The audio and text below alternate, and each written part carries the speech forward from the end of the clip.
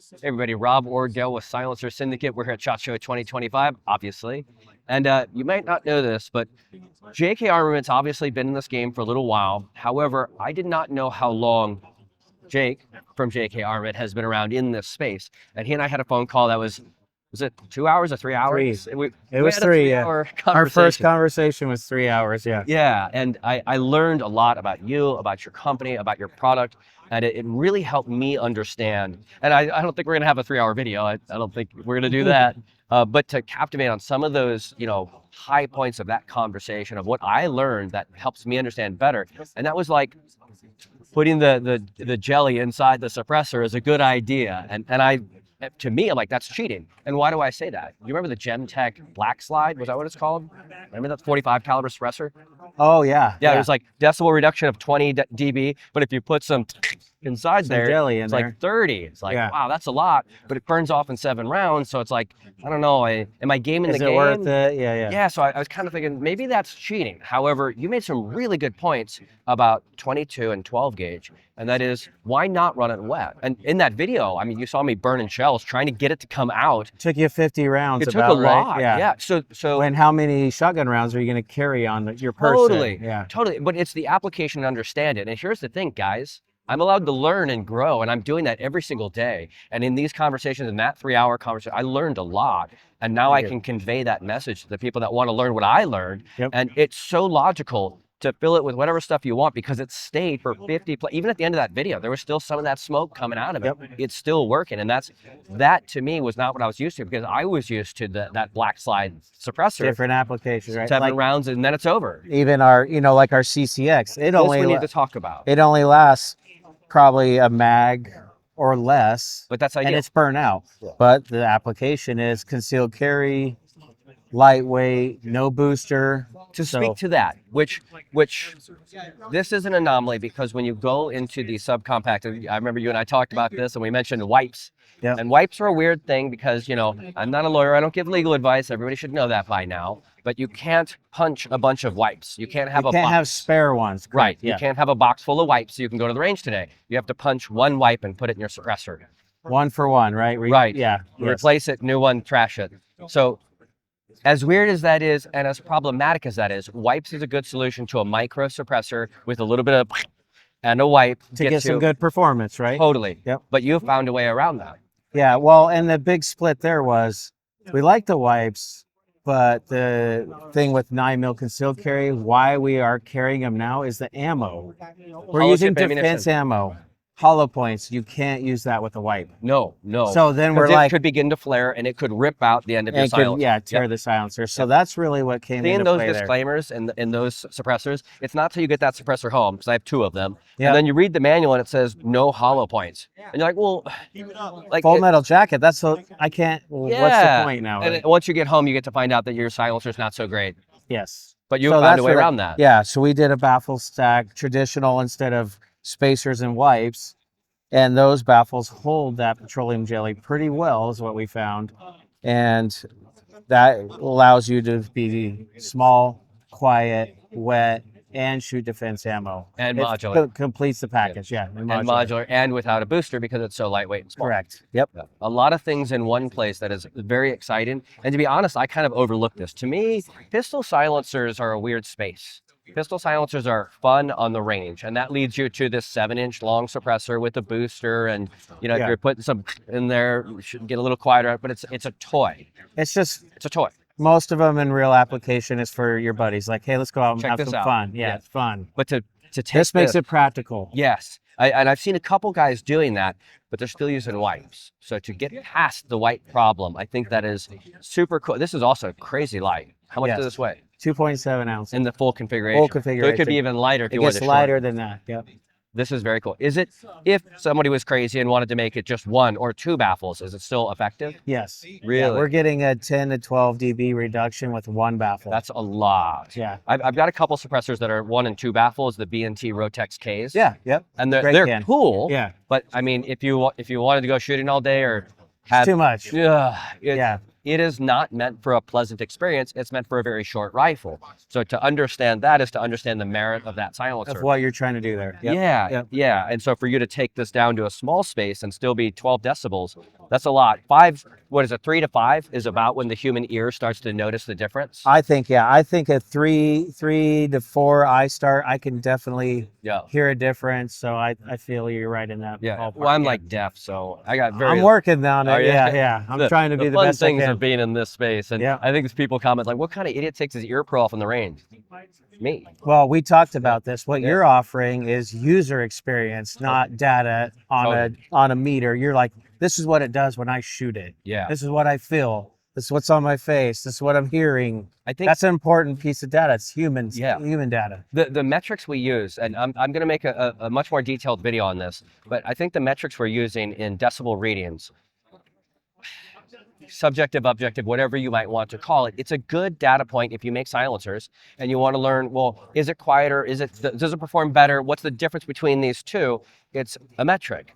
But the human experience is, I think, so much more important to understand what's taking place when you're shooting at 139 decibel. Well, OSHA says that's hearing safe for a single exposure. Right. Okay, but if a 136 is a high pitch and a 139 is a low pitch, you could shoot the 139 and say, that's a great experience, and shoot the 136 and say, I should not have taken my ears off. I'm never doing that again, yeah. Yeah, so the metric is valuable because we like numbers, we like to compare, but I don't think it's the best metric. And unfortunately, the experience has to be human driven. So I take my ears off and I talk about that experience and hopefully save other people their hearing at the sacrifice of mine, because I think overseas it's very honorable. I mean, well, who else is doing that? Not a lot, but it takes a lot. And that's what this is born of, though. The same thing. Have you ever, when you draw your personal concealed weapon in a vehicle, in this room, in your hallway at 2 a.m., have you fired and trained with that weapon with no can in the middle of the night, no ears? No, people don't train that way. They haven't had that experience. Then they realize how important this is. We have a lawyer. So, I've not discharged my fire in my house, so I don't have that experience, and I'm very okay with that. It'd be terrible, right? I'm very okay with that. We're just trying to get ahead of it. Right. And there's a legal aspect to be considered, and we're going to interview one of our favorite lawyers very soon. Oh, good. About some of those topics, because there's, I believe, a healthy debate in, should you use a silencer for home defense? Could that be used against you later if you do? And, I think the answer to both of those is yes, but I'm going to have a lawyer weigh in his thoughts. So far, every lawyer I've spoken to is like, if you got a silencer, use your silencer. Just use it. Just use it. And I'm oddly the skeptic. I'm oddly the one who's not the lawyer and saying, wow, I'm worried that they're going to hold up a Call of Duty rifle in a courtroom and point at the silencer and say, what, did you not want people to know? Did you plan this out? Like, I have concerns, and I think I've validated that through a few lawyers, but then they have a very good rebuttal. So to your point, I think that home defense situation, the common use situation, I think people are coming to have not 15 rifles and now one silencer, but 1 or 2 rifles and now a silencer. Yep. And there's this new evolution in the silencer space where hopefully we're sharing this education. Hopefully you guys are learning from this channel and sharing with your friends. Absolutely. So that we can grow a healthy community of safe firearms enthusiasts that are preserving their hearing and doing better at that defensive emergency with a suppressed weapon. Absolutely. So go ahead. Yeah, sorry, to speak a bit more to how you got into the suppressor space, because JK isn't an old company, but it comes from a lot of experiences.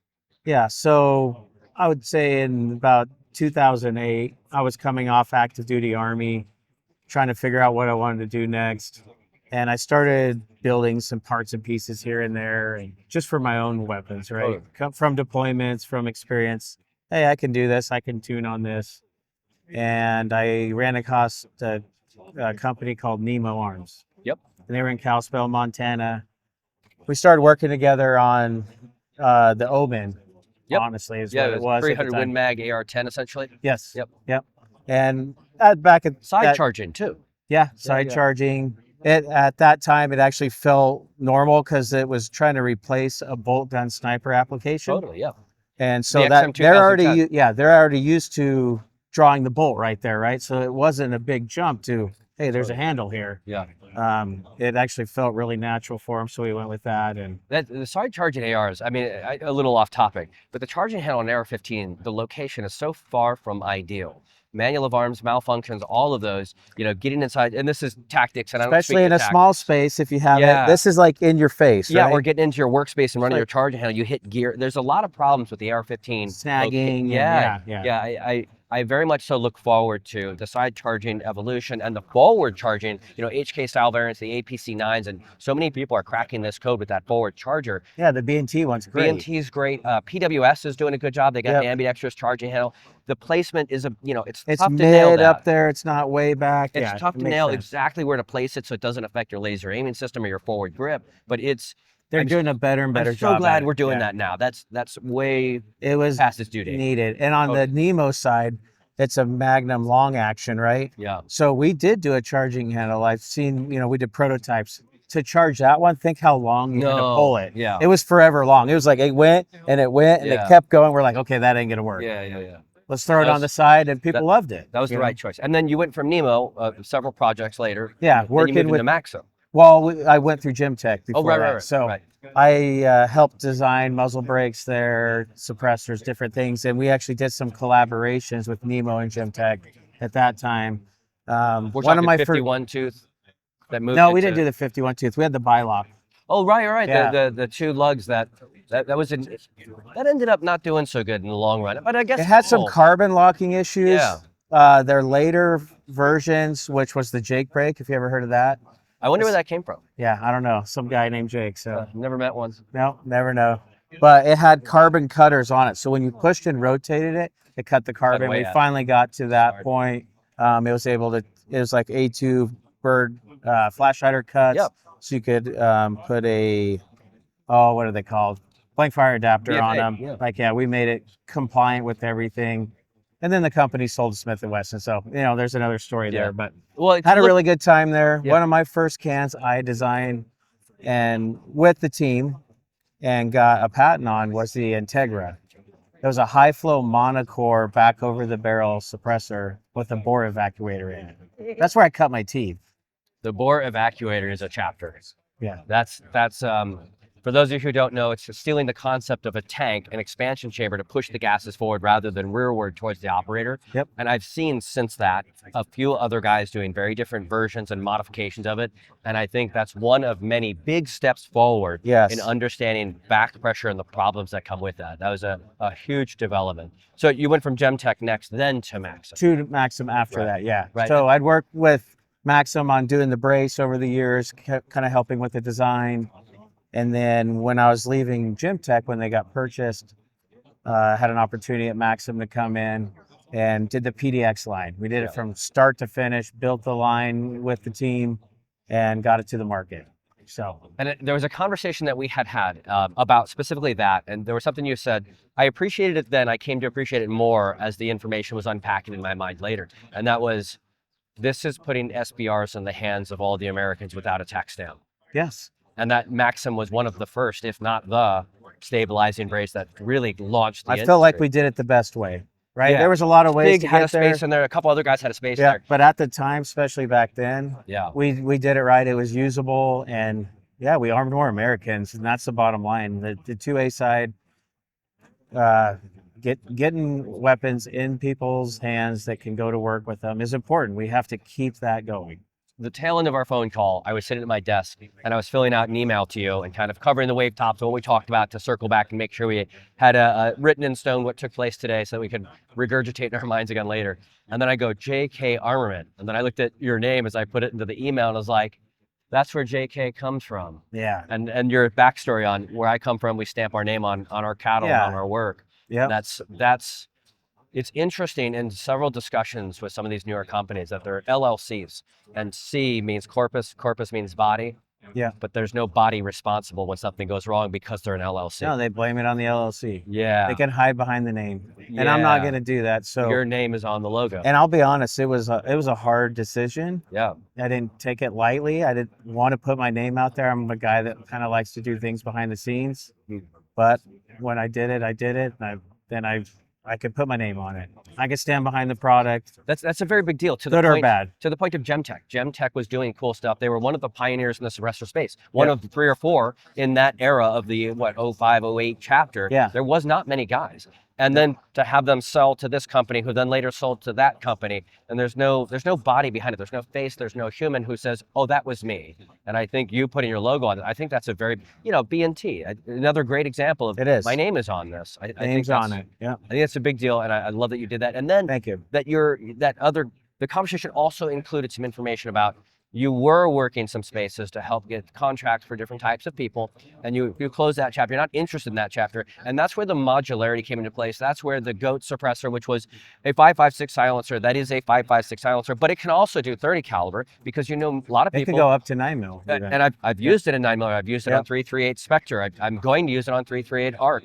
It's highly modular, but it had the design intentions of 5.56. Yeah. And I think everyone else is, until recently, doing 30 caliber silencers that sort of also can do 5.56. Yeah, and it's just like it works, but it's not here you made go. for It's your it. dual. Yep. And I think people buy duals as a first silencer. I think people want to suppress their entire gun collection. And I think that that's okay for a first silencer, but it's hard to have that silencer do good in all the departments. And this is something that I've said before on the channel, and I've probably not given enough attention yet, is the modularity options, that you're not just going from 338 Spectre to 9mm to 308 to 223. You're changing the flow with a different end cap. You're changing the overall length. You're doing whatever the heck you want to do in a way that I don't think anybody else is doing. I think that's extremely noteworthy. And at first, I saw it as problematic. When you have a silencer this modular and you would take one of my classes and shoot 500 rounds, something's going to come loose and we're going to have problems. However, now understanding the target audience, it makes a ton of sense to have, let's face it, a lot of guys come home, go to their living room and play Legos with their rifle. Yeah. Switch optics, switch suppressors, see how it looks, see how it feels, walk around the living room. Every time Bruce Willis from Die Hard comes on the TV, they snap the rifle up. Yeah, they get it going. Yeah. Totally. Like that is a large part of the civilian side of the firearms industry. It's a huge part. And that there's more of them than us. Yeah. That's the fact. Right? There's more of them than us. Agreed. And that's not necessarily a bad thing. No. I think that's it's just what it is. Right. And I think there's a lot of guys who like the Surefire RC2? Yeah, I think the 2 is because that's what everybody else is using and it's cool. I do not care for that suppressor. I've told that to Surefire's face. Their RC3 is a little bit better. But the end state is, because the cool guys are using it, I want it, and clone builders and otherwise. And I get it. I've got a couple cool guy looking guns too. Yeah. I got guns that I served with, like they're nostalgic to me. I got a Delisle. I don't even know what that is. That's weird for me to say. It's a bolt action 45 with the integrated suppressor that was used in World War II. That's why I don't know about it. Okay. It is awesome. I will let you shoot it sometime. How interesting. Yeah, Gun it's trivia. made very specific for doing quiet things to bad people.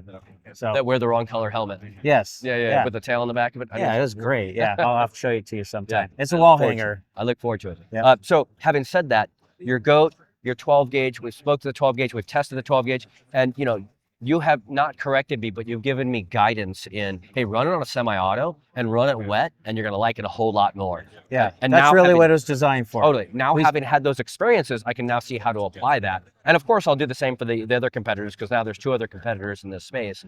Soon 3. Huxworks Suppressor.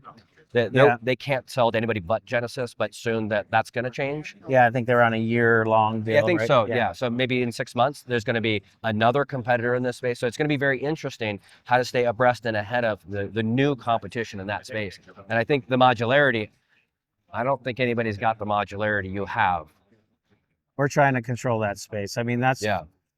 There's a lot of cans that are welded together. There's a lot of cans that are 3D printed. There isn't a lot of modular ones. There's some. Right. There's a few. So Well, we try to you could move into that change the market. salvo, but you have to buy the rod kit. You could Rod change the white kit, tip. little hard to line the rods Yeah, too. you're not on the Little range doing heavy, it. You're not testing how this sounds and how this sounds. You're going home to the living room with It's your... at the bench. Yeah. So I think you've nailed that part, and I look forward Thanks. to see what the next chapter is going to come as the competition gets more and more competitive. Any other products you want to speak to while we're here? Well, I just want to speak to Yeah. how modularity works in my mind. Yeah. So I cut my teeth even before the military. I was a diesel mechanic. I went to school to be a mechanic. That's kind of something we do on the farm. If you go to school, you need to learn how to work on the stuff that we drive and brake, Yeah. right? So I went to be a mechanic. So I'm very mechanical minded. At one point, I was a SF armor on active duty of the whole group, and just picked up some tips and tricks along the way. So in my mind, like if I'm building an AR, right, you put an upper on there, throw a barrel in it, use the barrel nut. I'm not going to put that barrel nut on hand tight. I'm going to Right. torque it to a Right. spec.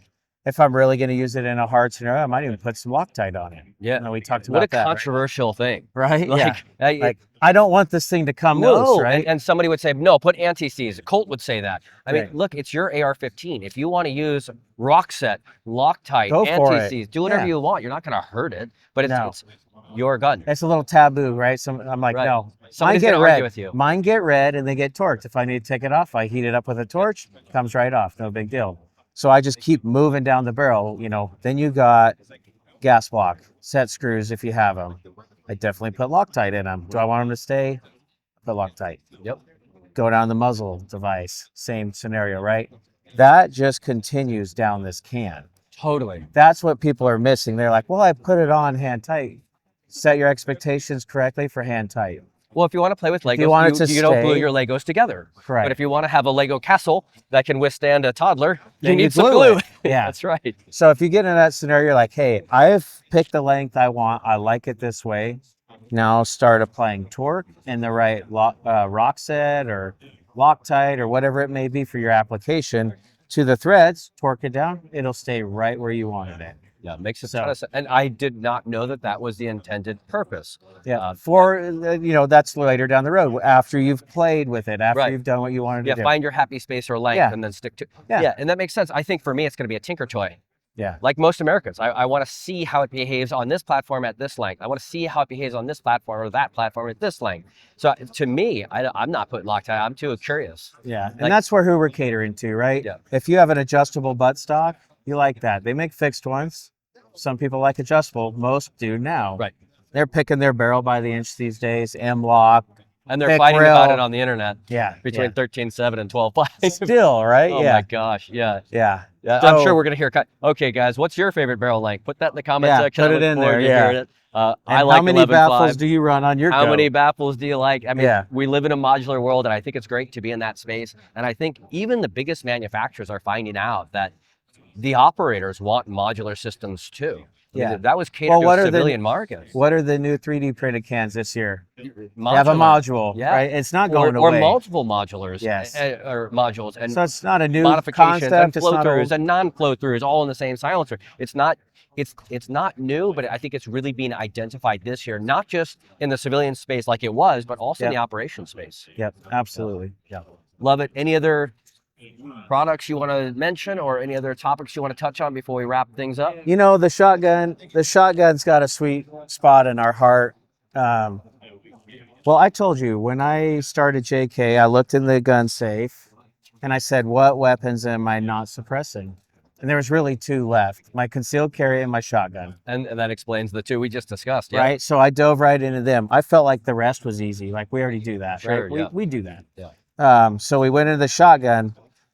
So many different scenarios here, from home defense to tactical to hunting.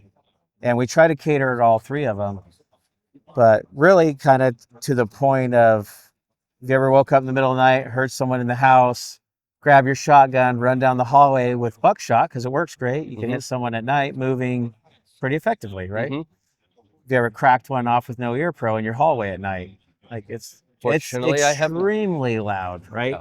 I don't want it. We don't need to do that test to know We got that's people not going to left. be great, Right, right. Open range is one thing. Middle of the night in your home with a silhouette facing you and your family safety in jeopardy is something I train a lot of people for. And I know I'm the silencer guy right now, but firearms instruction is really my space. Yep. And that's a hard thing to prepare for in the right ways. And in the end, that's a bad day. No Yeah. matter how good you come out on top, it's always going to be a bad day. So I to wanna- dampen that To experience. set them up for success, right? Totally. Because one, they start shooting it. Two, they might miss. Three, what's their next thing they do? They get on the phone and call 911. Can they hear? Their ears are ringing. Try to make that bad scenario the best it can be. The I'm human all about it. experience. Yes. It's about the human experience. You got to. Totally Because that's agree. real life. When that Yeah. happens, that's what's going to happen. Yeah. Clear to, we go into duck blinds. We shoot ducks with 6 to 7 people in a blind. And whether you have hearing protection or not, it still makes the experience better, period. Yeah, we're sitting there. We're And having some- a conversation. Yeah. It's nice to sit there, to take time. We work hard. You get those small little interactions with, I have 4 boys, you know, take a couple of my sons, go duck hunting, be able to sit there and talk to them is kind of nice. You don't Totally. get that very often. And having the shotgun there and having a good experience and not having a 3-day headache after Totally. Yeah. it makes a difference. Yeah, especially if you're running like 3-inch or 3.5-inch Yeah. for duck. Yeah, that's Everyone brings the brutal. biggest rounds they can. Yeah, it's You're brutal. hammering. I mean, we always shoot at least a box or two. Yeah. And we're not going to put ear pro in because we want to talk. Right. The human experience. Yes. Yeah. It's Jake, very vital. super appreciate your time. I appreciate the Yes, sir. conversations we've had before this. Thank you. I look forward to more conversations like that. Same. And I'm really glad we got to talk to your product and share with our audience about what it is you're doing and why you're doing it and how it came to be. That means a lot to us. Thanks so much. Thank you, Appreciate Jake. you. Appreciate you. Yeah. All right, guys, if you like this content, make sure you like, comment, subscribe. You got us here. We appreciate you. Please keep up that hard work for us. And as always, stay safe.